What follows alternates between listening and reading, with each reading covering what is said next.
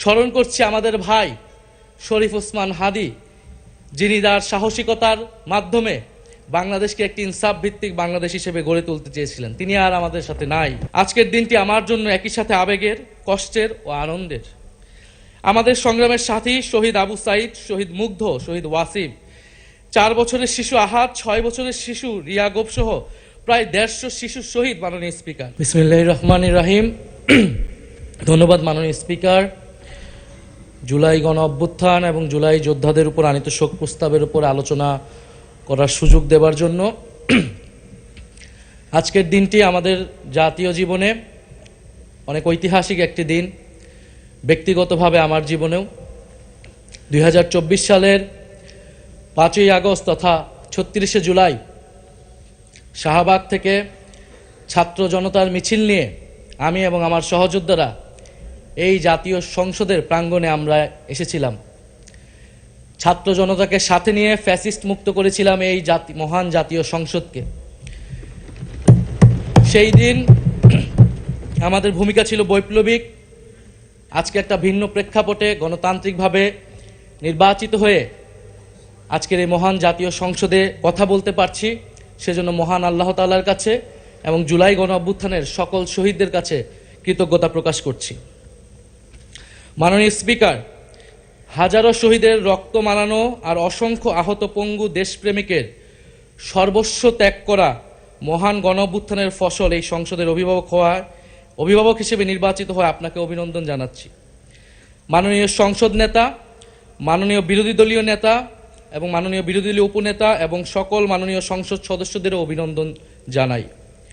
আমি শ্রদ্ধার সাথে স্মরণ করছি আমার সেই ভাই বোনদের যারা নিজের বুক বুলেটের সামনে উন্মুক্ত করে দিয়ে আমাদের আবারও স্বাধীন করে নিজেরা স্মৃতি হয়ে গিয়েছেন। আমরা তাদের শাহাদাত কবুলের জন্য মহান আল্লাহর কাছে দোয়া করছি। একই সাথে আহত ও পঙ্গু জুলাই যোদ্ধা ভাই বোনদের প্রতি আমার সবটুকু আবেগ, শ্রদ্ধা আর ভালোবাসা দিয়ে কৃতজ্ঞতা জানাচ্ছি। তাদের সুস্থতা কামনা করছি। তাদের অমূল্য জীবন, রক্ত আর অপরিসীম ত্যাগের ফলে আমরা আজ সংসদ সদস্য। 24-এর গণ অভ্যুত্থানের বৈষম্য বিরোধী ছাত্র আন্দোলনের নেতৃত্বে অংশ নিয়েছিল ছাত্র, শ্রমিক, কৃষক, শিক্ষক, অভিভাবক, সাংস্কৃতিক কর্মী, আলেম সমাজ, তরুণ সেনা অফিসার ও সৈনিকগণ ও প্রবাসী বাংলাদেশি ভাই ও বোনেরা। অভ্যুত্থানে গুরুত্বপূর্ণ ভূমিকা রেখেছে আমাদের নারী সমাজ, সামনে থেকে নেতৃত্ব দিয়েছে ও নির্যাতিত হয়েছে। আন্দোলনে প্রাইভেট বিশ্ববিদ্যালয়, মাদ্রাসা ও স্কুল কলেজের ছাত্রছাত্রীদের ভূমিকা ছিল তাৎপর্যপূর্ণ। গণ অভ্যুত্থানে ভ্যানগার্ডের ভূমিকা ছিল ফ্যাসিবাদ বিরোধী রাজনৈতিক দলের নেতাকর্মীরা। স্মরণ করছি ছাত্রদল, ছাত্র শিবির, ছাত্র শক্তি, ছাত্র অধিকার পরিষদ এবং বিভিন্ন ইসলামপন্থী ও বামপন্থী ছাত্রকর্মীদের যারা সাহসিকতার সাথে লড়াই করেছিল বৈষম্য বিরোধী ছাত্র আন্দোলনে। মাননীয় স্পিকার, 24 মানে কেবল 24 না, এর পিছনে রয়েছে বিশাল প্রেক্ষাপট। আমি স্মরণ করছি 47-এর আজাদির লড়াই, 71-এর মহান মুক্তিযুদ্ধ এবং 24-এর ছাত্র জনতার গণ অভ্যুত্থান এবং সকল জাতীয় শহীদকে। এ সকল ঐতিহাসিক জাতীয় সংগ্রামের ধারাবাহিকতায় আজকের বাংলাদেশ গৌরব নিয়ে দাঁড়িয়ে আছে।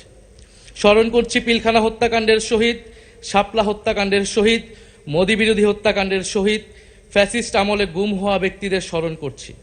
18 সালের কোটা সংস্কার আন্দোলন ও নিরাপদ সড়ক আন্দোলনে ছাত্র কিশোরদের অকুতোভয় সাহসকে স্মরণ করছি। স্মরণ করছি আমাদের ভাই শরীফ ওসমান হাদি, যিনি তার সাহসিকতার মাধ্যমে বাংলাদেশকে একটি ইনসাফ ভিত্তিক বাংলাদেশ হিসেবে গড়ে তুলতে চেয়েছিলেন। তিনি আর আমাদের সাথে নাই।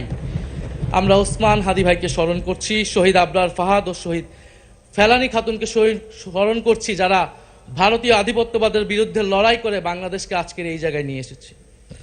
24-এর ছাত্র জনতার গণ অভ্যুত্থানে মাঠের নেতৃত্বের একেবারে সামনে থাকার কারণে আজকের দিনটি আমার জন্য একই সাথে আবেগের, কষ্টের ও আনন্দের।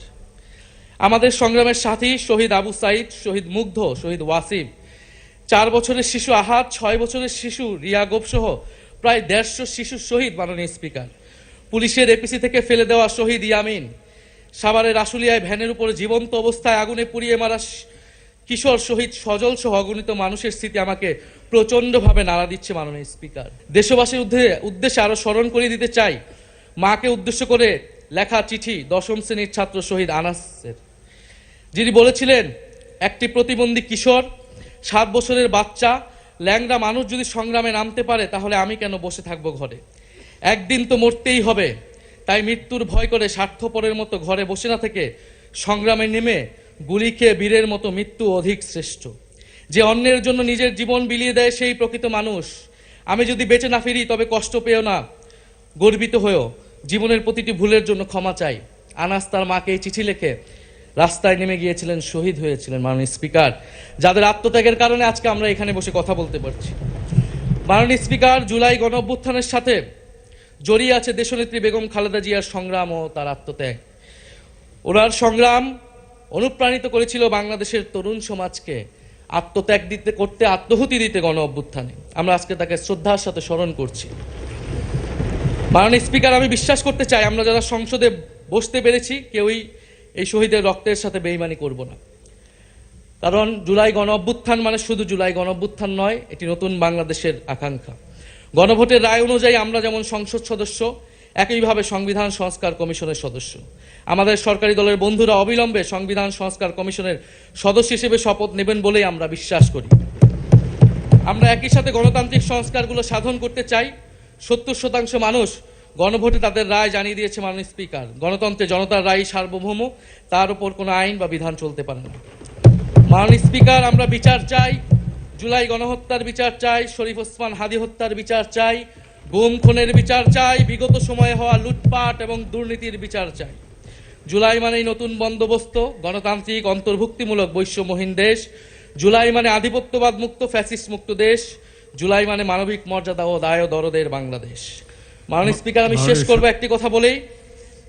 আজকে সবাই এক বাক্যে স্বীকার করে নিয়েছেন যে জুলাই গণ অভ্যুত্থানের শহীদদের কারণে আমরা এই মহান সংসদে বসতে পেরেছি এবং এই মহান সংসদে আমরা সকলেই ফ্যাসিবাদ মুক্ত, ফ্যাসিবাদ বিরোধী লড়াইয়ের সৈনিকেরা এখানে আসিছি।